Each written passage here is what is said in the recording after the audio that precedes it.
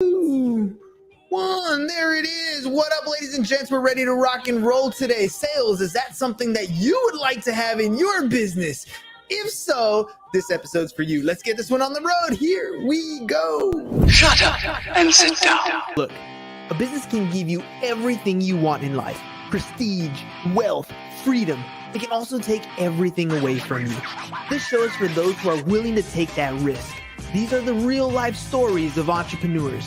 But before we start, I have one small favor to ask. Please leave a comment. It can be advice, critiques, tips, feedback, or share this with someone because your engagement is the most valuable and most powerful form of social currency. So thank you, and welcome to another episode of Business Bros.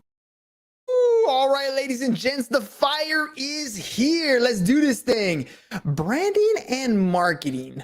Man, branding, marketing, and sales are actually crucial parts of any business. Without sales, your business won't survive. Without marketing, your business is invisible. And without a brand, your business lacks credibility. The problem is getting it all done. We know we have to create content. We know we have to post. We know we need more customers. The question is, how? Today's guest offers a mix and match approach. He's helping businesses with sales-focused approach on to branding and marketing at a price point that fits almost every budget. I'm excited to hear what he's doing and how he's helping businesses grow. So let's welcome to the show from I Plus Sales and Marketing, Phil Coley.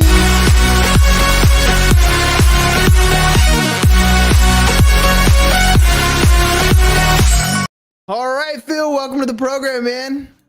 Hey, great to be here with you today. Really enjoying it already. So it's great to get that energy going. Yes, sir. It's all about having some fun and talking about, well, our favorite topic, business. So let's start with the very first thing. What do you do? What do you do? That's a great question, isn't it? It's one I get asked all the time. I'm really excited. I've got a great business partner and we've got 2 or 3 business interests, but our main one is sales and marketing with the emphasis on sales. So we're helping a lot of B2B customers across the world, to be fair, UK, Europe and elsewhere now, just to get their sales right, because so many people get it wrong. They do all the marketing and then they wonder why they can't do that final bit, and that's just about their sales process. So we're helping customers to get more sales. That's the key. That's the name of the game. You need sales. It's the blood flow to any business. Let's talk about the other aspect of this. So why? Of all the different things you could have gotten into in helping a business, it could have been something as very specific as I can become an accountant. You went into the marketing space. Why sales and marketing? Why are you doing this? Because I want to know. I think for me, I've always been good at talking to people. And I actually started my first ever business when I was 12 years old, growing up, and noticed in our local neighborhood that they didn't have a free paper. So I started up a free paper, and my first ever advert was with a butcher. I went in and he paid me a very small fee in those days. And that was my sort of first thing into, well, if you've got something people want and you can sell it, they'll give you money, and then you can do stuff with that money. And that's really where I sort of came into it. But I suppose I've always had that interest in people, and I've got a degree in sports psychology and love what makes people tick. And ultimately sales is, people buy from people, and I think that's never changed in centuries. And that's what I love. I love people, and I love looking at what they need and actually then making sure I can match what they need. Telling the story that you just said about the free paper, it reminds me of actually one of my very first marketing experiences. I must have been, I don't know, maybe 12 years old or so. And we used to go to this video store. For those of you who don't know, it's where you used to rent videos prior to streaming them online. And right next door, there was this pizza joint, and this guy came up to us because we would always go to the video store, and he's like, hey, you want to make some extra money? I'm sorry, he didn't offer us money. He said, hey, do you guys want some pizza? And we were like, hell yeah, 12-year-old kids, we love pizza. He's like, do me a favor, take these flyers, pass them out to this neighborhood, and then when you're done, come back and I'll give you guys a free pizza. And that was my first ever experience handing out flyers, marketing, doing some sort of marketing for pay. It was pizza, but it was pay. I mean, to me, that was like a dip into like, wait, I can earn money or food a different way. Do you have a similar experience with the free paper? Oh yeah, absolutely. It was great, and we were me and a friend, we were just printing them out on a photocopier, and we were probably doing about 400 or 500 things we were putting through letterboxes. And, the butcher was saying, I'm getting people coming. I was like, this is quite a clever thing. And I was like, let's go to the hairdresser now. So you go to the hairdresser and the hairdresser says, yeah, I'll have an advert. So for me, exactly the same experience. And I suppose just in simple terms, if you're getting a message out there, it doesn't matter how you do it. And everyone is so fixated today on digital marketing, but actually old fashioned marketing, leaflets through a door, posters somewhere, they still work. It's the same thing. You've got to attract the customers. It's all about grabbing that attention, right? It doesn't matter where you grab the attention at. It's that you have their attention, then what's next? So you mentioned a little bit about your degree in sports. Tell me a little bit more about your credentials and what makes you different from everybody else. Skills I have acquired over a very long career. There we go. Yeah.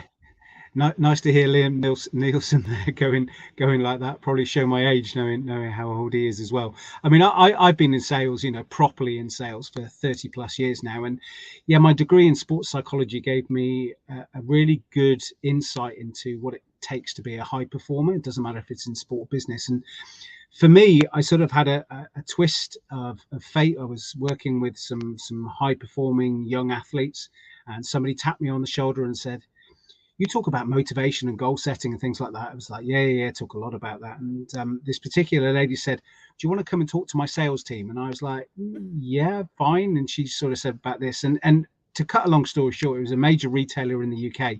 And I went to talk to their sales teams and they were like, this is amazing. We can visualize, we can goal set, we can find all of these things. And I'd always had that passion for sales. So from that then took me on a really great journey into direct sales and managing sales teams, going into traditional, what you call today, contact centers, which really started as call centers. So I've done everything from being on the front line to managing large teams as well. And I just know what it's like to be, a small business or a growing business or even in enterprise. Sales doesn't really matter where you are in that, but if you can prove you've done it rather than just telling people how to do it, then that gets you a long way. And that's really where I suppose my difference is. I've done big ticket selling. I've sold things that are $3-4 million in terms of SaaS products, and I've sold advertising on the phone and done that. So there's very little things that get put in front of me that I've never actually experienced myself.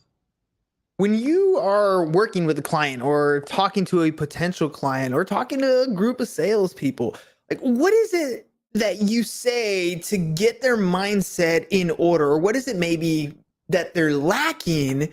Because everybody wants to get into sales, but not everybody's cut out to be in sales. There is a certain mindset that needs to be put in place. What is it? What's the most common thing that you find amongst people that they don't have their mind right about? It's welcoming the no. And I keep it as simple as that. When you're in sales, it's purely a numbers game. And I have a rule that I call the 120 rule. And it's a rule I've done for years and years and years. And it was when I was first selling advertising, not on the street corner, but when I was selling advertising as a proper job, is I knew I had to make 100 calls a day. That's what I was told I had to do, 100 calls a day. And I always did 120.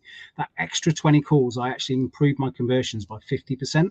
So I have this 120 rule that every day do 120 sales activities, because in sales, if you don't have the numbers, you just won't get the sales, and you have to relish having a no. If you're not prepared for somebody to tell you no, then sales isn't for you. The practice part, the 120, the fact that you did more. I got a book sitting right behind me, The Power of One More by Ed Milet. That same idea and that same concept. When we started our podcast, one of the things that I said we were going to do is we were going to do it for 3 years. So committing up front for 3 years, 5 days a week. And my thought was very similar to what you're saying here. I was like, who's the best in podcasting right now? Joe Rogan. Okay. Well, he's got about 1,000 episodes right now. So if I can get to 1,000 episodes, I'll be as famous as Joe Rogan. Didn't pan out that way, but the practice in putting on a show every single day improved my messaging, improved my voice, improved my charisma, improved the dynamic, the way the show's laid out. I've gotten so much better because of the repetition and the practice. And and as I'm hearing you talk about the 120 rule, this is where the little nuances come into play, right? This is where you figure out how to handle objections and how to deal with those no's and dealing with accepting the no. It comes from the repetition. There's no such thing as perfect, but there's progress, right?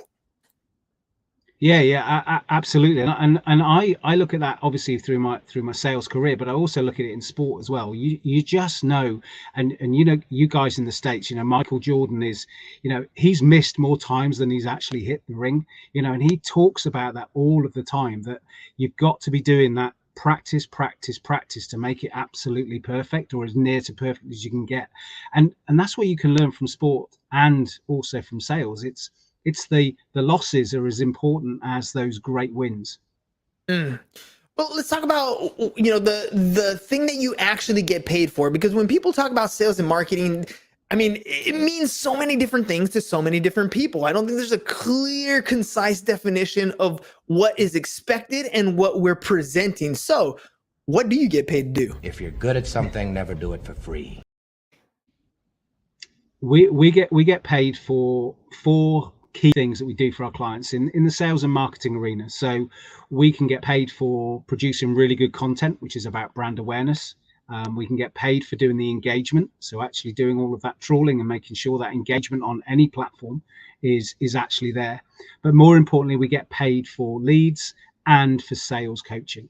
And that probably is the key difference from many people, is not only can we present leads to our customers, we can actually show them how to convert those leads. And we hear it all the time in marketing and sales as well, as, oh, we went to an agency, it didn't really work out. When actually in principle it was, they gave you what you needed, but you couldn't convert. And that to me is the thing that I hear all of the time. And when you just said to me that, you know, there's no clear definition for sales and there's no clear definition for marketing today, I agree. I mean, crikey, how has changed in the last 10 years? You know, 10 years ago, would you have been finding adverts, you know, in the marketing press for social media assistants, you know, social media schedules? It just was never there. So it's even more cluttered now. But ultimately for me, it's helping people get the leads, but genuinely, we get paid really good money for helping people to convert those leads. I've been in the space for quite some time, and making the sale of we generate leads was a lot easier a few years ago than it is today. Today, leads doesn't sound so good anymore because of the lack of conversion. People and businesses, in my experience, as I'm talking to them, don't want leads. They want somebody to come in, pre-qualify, and close. Essentially, a sales team to come in and do things for them.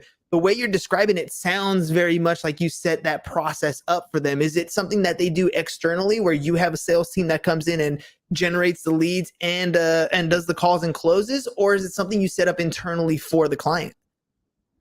We actually do both. So we do a classic outsource model. So they outsource that whole lead generation, closing the sale. And we also do co-source as well, where we'll take the lead and then we're actually train up their internal team to actually be able to close the deal. So we do both approaches, and that works really well for our clients, is knowing that they've got a really smooth process internally or externally.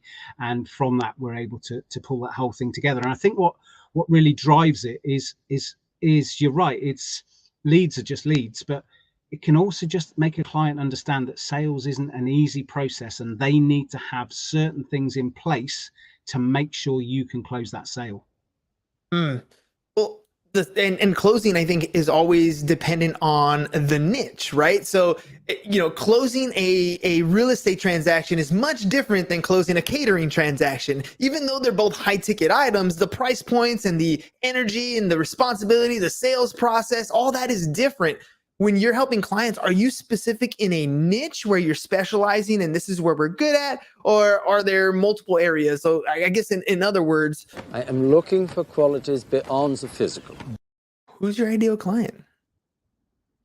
We're really strong in, well, we're massively strong in B2B. I would say about 85% of our customers are B2B. So we know that well. But if we had to really niche it down, then we would be in the engineering, manufacturing, and coaching spaces. Those three spaces we excel in, and also to an element in the construction as well. But you're absolutely right, though, about the different closing and the way that you close it. And for me, there are four types that you're looking at in terms of a sales thing. You're looking at a transactional sale. So, you know, somebody's looking to say they want to get a can of oil, or they want to get something that's purely transactional. They'll go in and do that. But where you find the real talents are in solution sales and in service sales. Those are where those real transactions start to happen, particularly when somebody doesn't think they have a need, but you know they have a need. And that's probably where, again, we're really strong at looking at the solution, going, we could actually make things easier for you if you looked at this particular thing. And trying to get that through to people is quite difficult. Yeah, it's a struggle. I think a lot of times salespeople don't quite know the pathway or the journey that a customer goes through. So they're sitting from the sales side and they know about the benefits of their products and all these great things. But what is the customer feeling? And I think that's where the connection happens. That's where the attention is first grabbed. That's where we start, poking the bear a little bit. We have some points that are pulling that customer in to make them have that emotion to take action, because we buy everything emotionally. We rationalize it logically, but we buy everything emotionally. When you're dealing with the different niches that you're working in, how much of it is where you're sitting back and trying to build a relationship with the client, build that trust with the client, versus making it very much like, here's the information we offer, let's move on to that next deal. What's that next process like? I think again, that's probably one of the most difficult questions that can be asked of sales. Is there are two different ways of approaching it.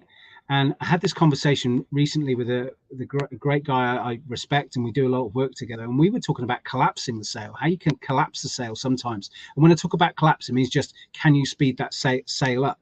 And for me, the most important thing any salesperson can do, and a lot of salespeople don't do this, they just don't listen because they don't ask the right open-ended questions.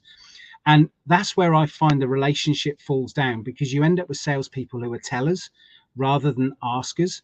So when you ask those open-ended questions, you can build the rapport, but automatically that first, second, third, or fourth question, the actual person you're selling to is going to tell you something that's their pain point. And that's when you jump on it. And that's what so many people get wrong. They just product dump. They don't ask the right questions. So for me, I've always been a people person. Ask the open-ended questions, get them to talk, because they'll tell you what their problem is without you always having to ask it. There's a great book called Gap Selling, and it talks a lot about that. Where is your customer here today? Where are they right now? But where do they want to be? And then focus on how your product gets them to where they want to go. Let them describe the path. Let them identify the pain point. It's your job just to figure out how your product or service provides a solution to that pain point. But that requires that you sit down and have a conversation. I mean, I don't know about you, but you said it was easy naturally early on that you were able to, it was part of your God's gift of gab for you, right? For me, it wasn't so easy. Like developing that communication and what is it like to have a conversation? What is it like to conduct an interview? It was something that I really had to work at. Is sales and the process something that can be learned by somebody who's not naturally extroverted or a type A personality? Oh, totally. It can be learned, and the best example I can give there is the best salespeople are those who role play and they visualize a lot of the time. And I've done loads of that in my career, and I still do that today. Is if you can visualize, you can practice and practice and practice. And it doesn't matter if you make a mistake. So you can visualize looking at a prospect in front of you, on the phone, however you're going to present to them, and you can practice that. So people say, oh, people are born salespeople. I'm like, that's just rubbish. Sales is it's not even a science. It's about a process. Sales is a process. You do A, B, and C, and you're going to get D. If people follow the process, but the most important thing is follow the process, but just work hard. You just have to work hard in sales. So don't be scared of putting in the hours, putting in the calls, because that will work for you. But it's just a process. It really is a process. But too many people are scared of it because they go, oh, I can't do sales. It's like, if you follow a process, it works. Well, let's talk about that, which is perfect. I mean, I feel like you've been on the show before. You know what's coming next. So if people do want to work with you, speaking of processes, what's that sales process like?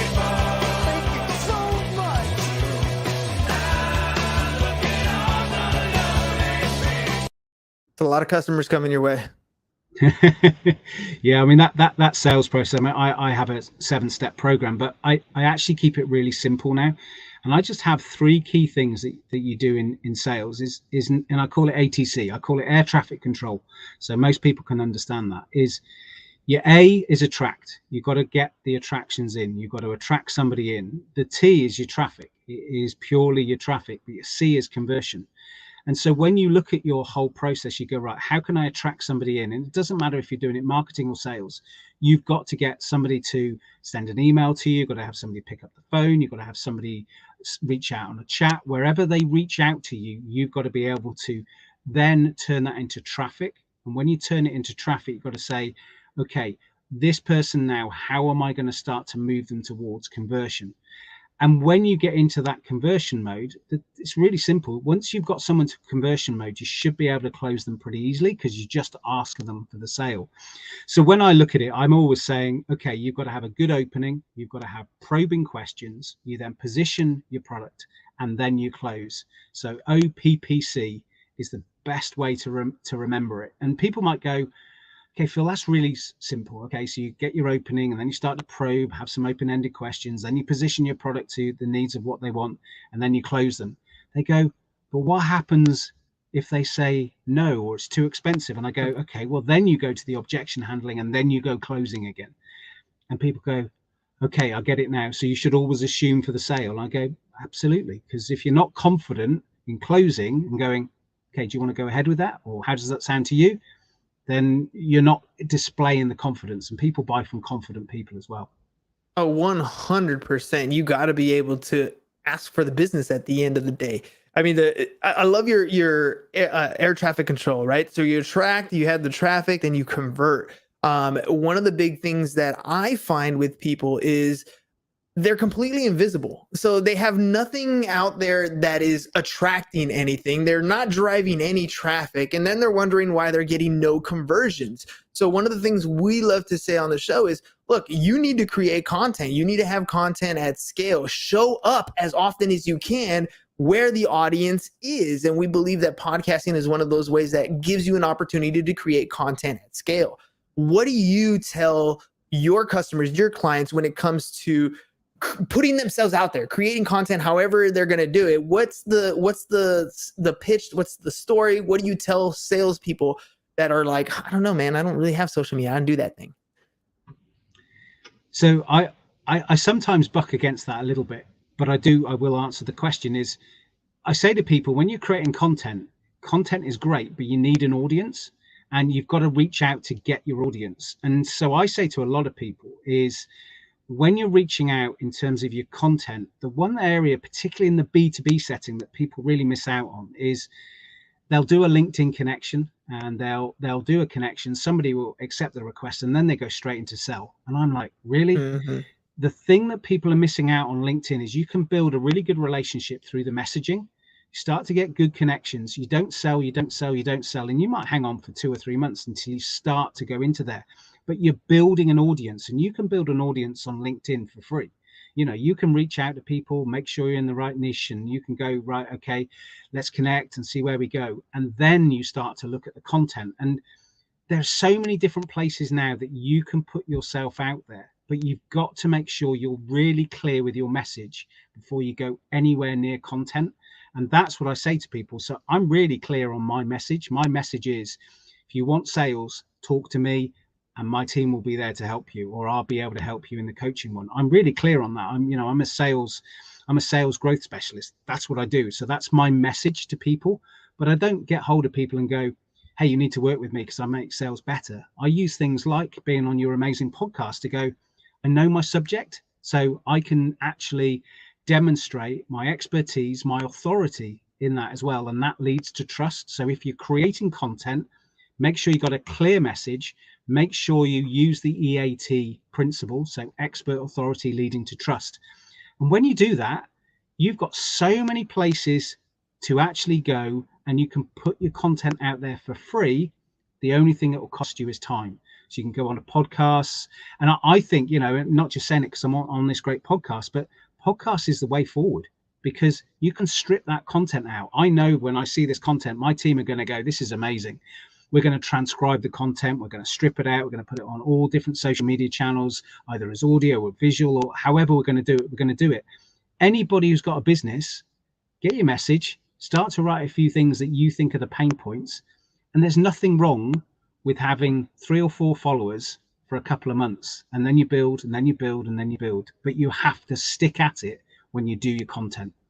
Isn't it funny? No matter what industry you go through, I don't care if it's your own physical health, the progress, the day to day, the step one foot in front of the other, that's what the story is all about. We always look at the accolades, we look at the awards, we look at those closed deals, we look at all these things that determine success. But at the end of the day, it's, did you get up and run today? Did you get up and make sales videos today? Did you make your phone calls today? Because that is the work that is required for you to achieve the success that you want to achieve. I listen to this audio every day called The Strangest Secret by Earl Nightingale. I've listened to it many, many times in the past. Right now, I'm doing like a thing in my own mind to listen to it 30 days just to kind of get my mind focused the right way I want to every single morning. And one of those things he talks about is, we become what we think about. And if we're allowing ourselves to think about all the hesitations and all the scariness and all the fear and why I don't want to do something and why I can't have something, that becomes our reality, right? And so sadly, it's like the Matrix, right? It's really only a chemical reaction that happens in your brain. That's the reality that we're creating. And what you're saying is, look, it's literally possible. Join us. Let us show you how we can do this for you, or let us show us how we can do it with you. But it's not impossible. We can take your business to that next level. So if people do want to work with you, how do they get a hold of you, and what do they get when they start working with you? So I'm going to just share something with you, which you just triggered me about the Matrix. Is something I say to people is when people are in sales and they're scared of the no, and I talk about visualization, and this would be really interesting for your listeners and viewers to take on.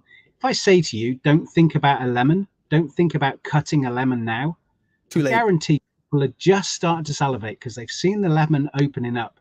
You've got that physical reaction. So there's no lemon in front of me, there's no lemon in front of you, but people can see the lemon, bit of saliva there as well, because you're visualizing it, and that's the stimulation. So that's just an amazing example. So when you do it in sales, then you start going through the role play and you start practicing it, you're actually going through that mental process, which just makes you so much stronger. So that's just me going on a little bit of a tangent. But to work with me is, you can reach out to me on LinkedIn. You can reach out to me on my email, which is on screen. You can also go to one of our websites as well. You can go to I+ Group and you can go on to there. You can also go on to my personal branded website, and I love sharing this one to you guys in the States. So you can go to phil-coley.com. And the only reason it's got a hyphen is because in the States, you've got a really amazing country and Western singer called Phil Coley. So I got to have a hyphen just because of him and you guys loving your country and Western. Why'd you got to go and get famous before me, man? You stole my name. All right, Phil, look, I love the no thing. I heard this a while back, and I love it. I forgot who was the sales teacher that taught it to me, but no, usually when you hear no in a conversation, it's not N-O, it's KNWO. It's just that they don't know enough information to make that decision. The objection is it just means you didn't cover this part of my presentation, or of this sales part. This is what's actually important to me. So if you can overcome the objection, if you can give them the knowledge, then that no goes away, because there's no longer any question or any doubt that the client has in their mind. So yeah, I love how you said seek the no, find it, because that's where the answer is. Once you get past the no's, nothing's stopping you. You already have solved the problem for the client. The client's ready to rock and roll. Ladies and gents, iplusgroup.co.uk. That's where you can find Phil. That's where you can start reaching out to him and see if this is something that you want to work with. You're looking to grow your B2B. You're stuck in a plateau and you don't know where to go to that next level. You need sales. You need marketing. That is a good place to start. iplusgroup.co.uk. And of course, you guys can find him on social at philcoley.com. Phil, before we head out, I want to make sure that I give you the floor. Any last minute final thoughts before we head out? Yeah, just the one final thought, and again, thank you so much for having me on the show. But the one final thought I'll give to people is, in my experience, most people follow up on a quote or a deal twice. And in real terms, in my experience of working with thousands of different salespeople, you normally get a yes when you actually follow up at least 5 times. So if you're following up more than twice, you're going to actually be slaughtering your competitors. And follow up is where most people fail because they just don't bother. So that would be my one tip. Always keep following up because you will get the business. And if you guys have kids, you know you got to follow up like 5 times. Go clean your room. Did you clean your room? Are you sure you cleaned your room? Did you clean under your bed? Works the same way with people. If you think it's not, I mean, your kids grow up to be actual full-grown adults and you think those habits change. No, follow up. That's where you're going to get the results. Phil, last thing, dude, before we head out, the way we grow our show is literally by our guests telling people how awesome it was. So what was your experience like on the Business Bros? Oh, I loved being on Business Bros, and the reason I loved it is you guys really know your stuff. You know, chatting to you, you know your stuff. You've read all the books, you've experienced it, you've done it, and I recommend anybody to come onto this show, share the experience. But it's actually a really nice experience sharing it with a real fellow person who knows all about sales.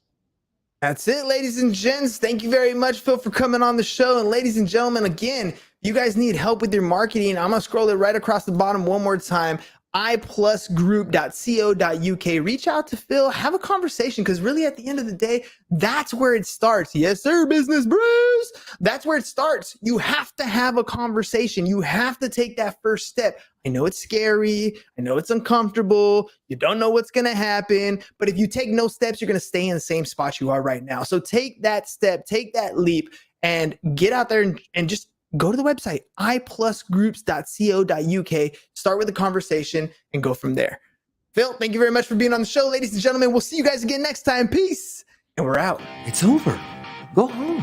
Is your business in need of marketing? Try starting a podcast, but not just any podcast. Podcast like a pro. We can show you how to take your business from being invisible to becoming a brand people trust. Go to www.businessbros.biz